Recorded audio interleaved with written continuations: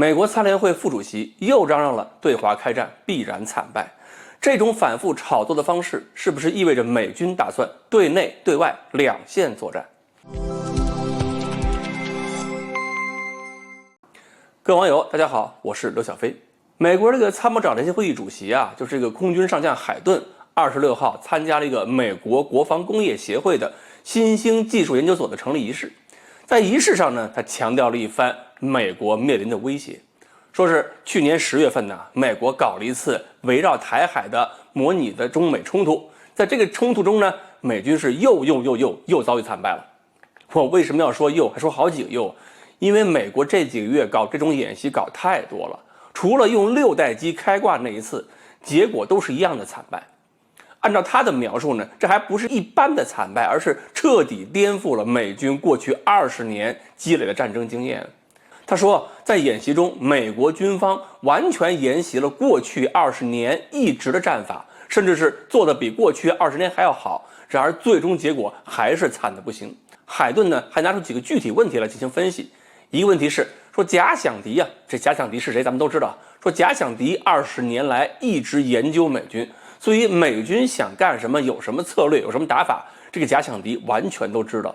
这话有道理啊，就是我以前去北京平安里军事书店，我还真的从一大堆的军事博士论文中找到过一篇研究美军战术的，而且那篇文章真是吃透了美国海军的作战思想。按时间算，那也确实是大约20年以前，挺吻合的。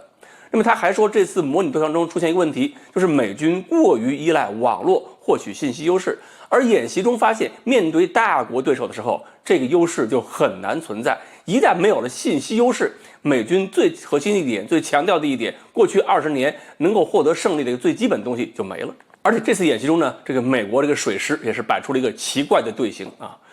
就是跟美国海军前段时间说的分布式杀伤链截然相反。这次演习中，美国海军也好，空军也好，不仅没有形成一个宽大正面上多点平行打击的态势，反而是沿袭了几十年前传统思维，搞了一个兵力密集，明知不可为而为之，这不败等什么呢？而美国人并不是不聪明，为什么在这个演习里边一定用这种老的作战方式来对抗中国呢？其实明眼人都明白，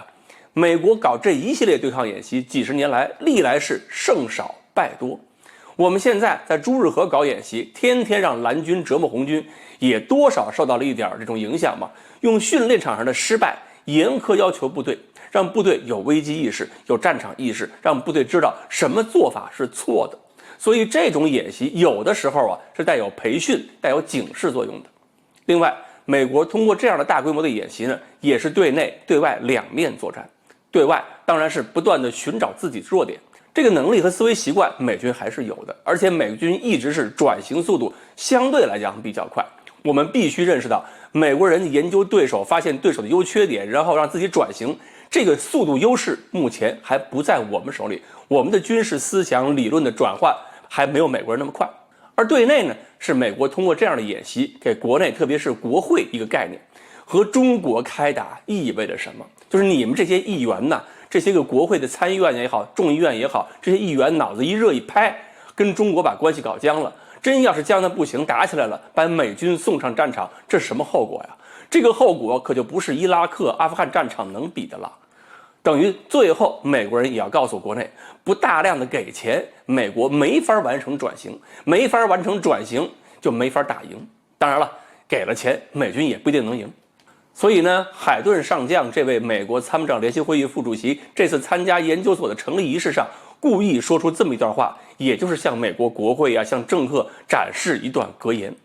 钱不是万能的，但是没有钱是万万不能的。好，关于美国这位海顿上将通过演习想向美国说明什么，我们今天呢就聊到这里。欢迎大家继续关注我们的栏目，我们下期再说。